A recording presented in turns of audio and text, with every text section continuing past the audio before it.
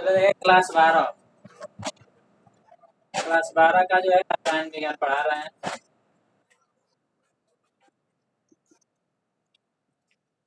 जिसमें एक लेसन आता है, जिस लेसन का नाम है विलयन।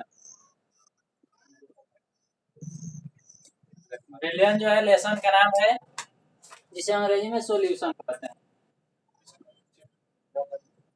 तो सबसे पहले हम लोग जानेंगे कि विलयन क्या है। जो लेसन का नाम है विलयन, तो विलयन किसे कहते हैं सबसे पहले जानेंगे, ठीक है।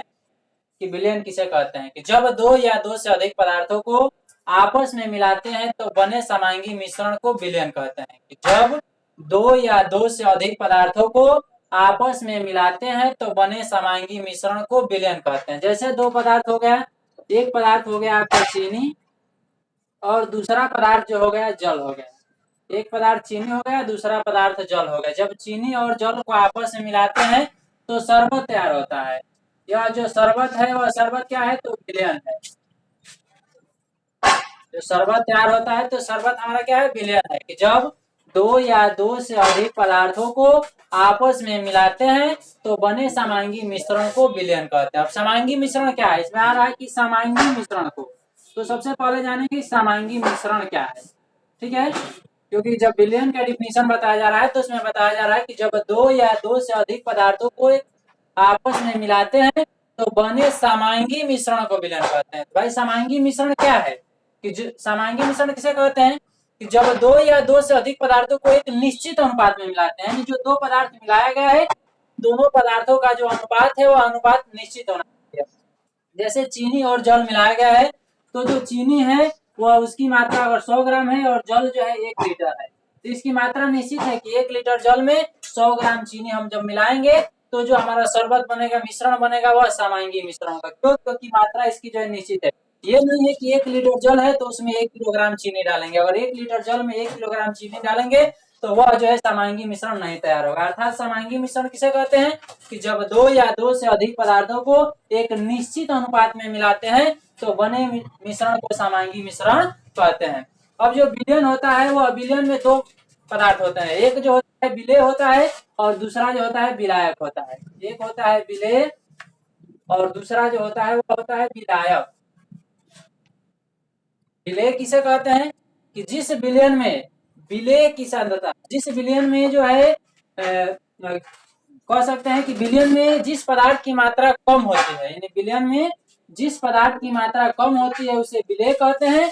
और जिस विलयन में विलेय की मात्रा, जिसमें जो विलयन में विलायक, जिसमें पदार्थ की मात्रा अधिक होती है उसे विलायक कहते हैं। अर्थात विलयन में जो पदार्थ कम मात्रा में रहता है उसे विलेय और जो अधिक मात्रा में रहता है उसे विलायक कहते हैं। जैसे चीनी और जल मिलाया गया है, इसमें जो चीनी है वह चीनी विलेय है क्योंकि चीनी की मात्रा कम है, और जो जल है वह विलायक है क्योंकि जल की मात्रा जो है अधिक है। अर्थात ये भी कह सकते हैं कि विलयन में जो पदार्थ घुल जाता है उसे विलेय कहते हैं, और जिस पदार्थ में घुलता है उस पदार्थ को विलेय कहते हैं। जैसे चीनी है वह घुल जाती है, किसमें घुलती है, तो जल में।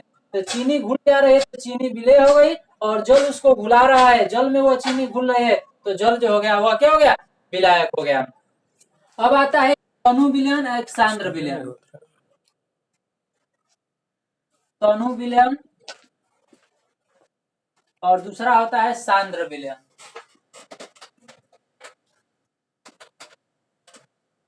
तो तनु विलयन किसे कहते हैं, सांद्र विलयन किसे कहते हैं कि जिस विलयन में विलेय की सांद्रता, जिस विलयन में विलेय की सांद्रता कम होती है, अर्थात जो विलेय है उसकी सांद्रता यदि कम होगी तो वह विलयन तनु विलयन कहलाता है। कि जिस विलयन में विलेय की सांद्रता कम होती है उसे तनु विलयन कहते हैं, और जिस विलयन में विलेय की सांद्रता अधिक होती है उसे सांद्र विलयन कहते हैं।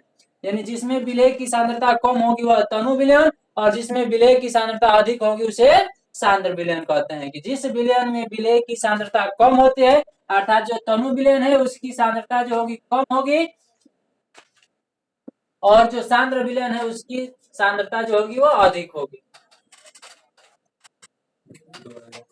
यानी जिस विलयन में विलेय की सांद्रता कम होती है उसे तनु विलयन कहते हैं, और जिस विलयन में विलेय की सांद्रता अधिक होती है उसे सांद्र विलयन कहते हैं। जिस विलयन में विलेय की सांद्रता कम होती है उसे तनु विलयन, और जिस विलयन में विलेय की सांद्रता अधिक होती है उसे सांद्र विलयन।